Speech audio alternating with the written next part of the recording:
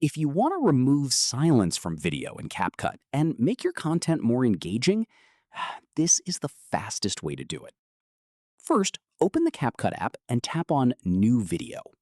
Select your video from the gallery and tap on Add. Now, before editing, quickly preview your clip so you know where the pauses or gaps are.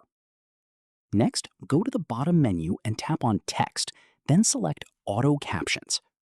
You will see the advanced options. Tap on it. Here, you'll see an option called Identify Filler Words. Just turn that on and tap Generate. CapCut will automatically scan your video and detect silent parts, pauses, and filler words. Once it's done, scroll through the generated captions. Whenever you spot a pause or silence, tap on it, then hit Delete and Confirm. This way, you can easily cut silence in CapCut, remove unnecessary gaps, and make your video more smooth and professional. After you're done, tap on Export in the top corner and preview your final result. And that's it. This is how you can automatically remove pauses and silence in CapCut without manual cutting. If this helped, feel free to check out more CapCut editing tutorials for faster and cleaner video editing.